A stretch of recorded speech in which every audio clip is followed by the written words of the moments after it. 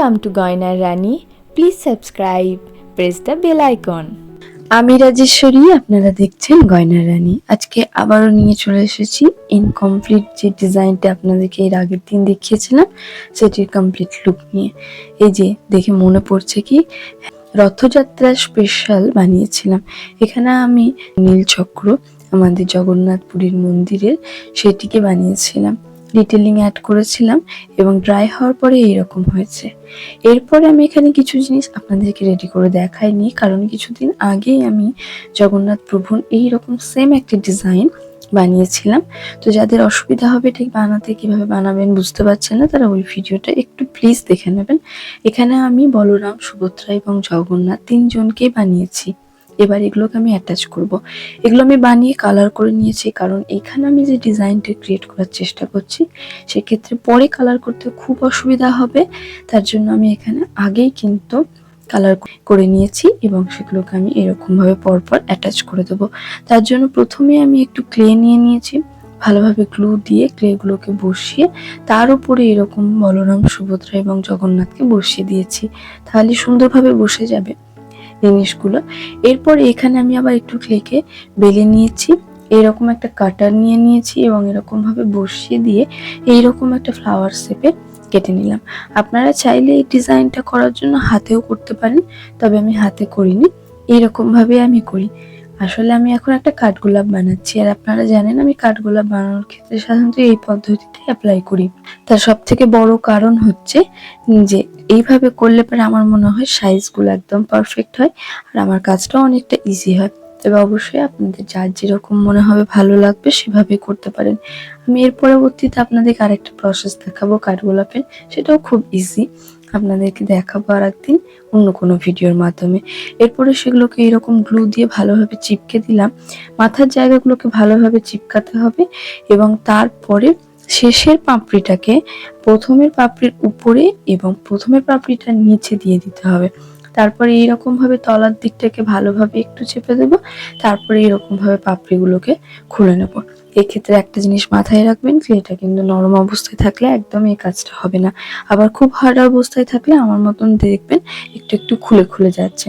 তো বুঝতে পারছেন আপনাদেরকে একটা মিডিয়াম টাইমে কিন্তু এই কাঠগোলাপগুলো বানিয়ে নিতে হবে। তারপরে দেখুন এখানে গ্লু ইউজ করে কিন্তু আমি কাঠগোলাপগুলোকে বসিয়ে নিয়েছি। আপনাদের যদি মনে হয় শুধু গ্লু দিয়ে ভালোভাবে কাঠগোলাপগুলো বসছে না, আপনারা অবশ্যই এখানে আবার একটু ক্লে ইউজ করতে পারেন, তবে আমি এইভাবে বসিয়েছি। তারপরে এরকম ভাবে একটা টুলস দিয়ে মাঝে জায়গাটুকু একটু ভালোভাবে বসিয়ে দিলে রেডি হয়ে গেল আমাদের আজকের এই ডিজাইনটি।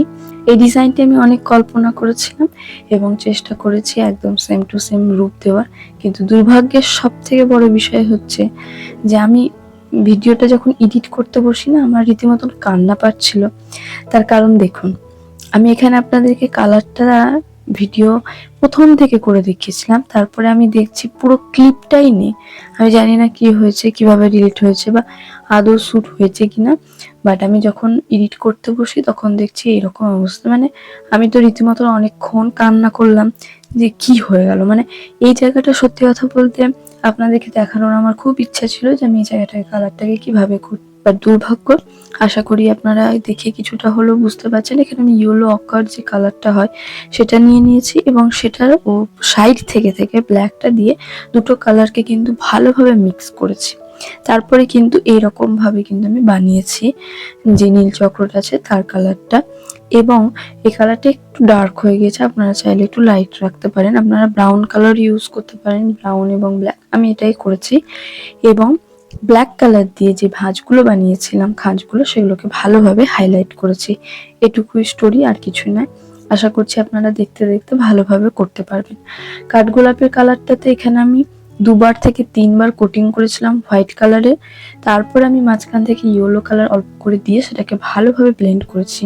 আর এখানে পিঙ্ক কালারটাকে দেখুন আমি সাইড থেকে একটু অল্প করে দিচ্ছি এবং খুবই ভালো করে ব্লেন্ড করছি। আমি আপনাদেরকে সব সময় বলি, আবারও বলছি, কালার করার জন্য ব্লেন্ডিংটা কিন্তু খুবই ইম্পর্টেন্ট। এখানে আপনি দেখুন আমি একটা ফ্লোরে এখনো ভালোভাবে ব্লেন্ডটা করিনি, সেটা দেখতে কেমন লাগছিল আর ব্লেন্ড করার পরে কেমন লাগছে দেখতে।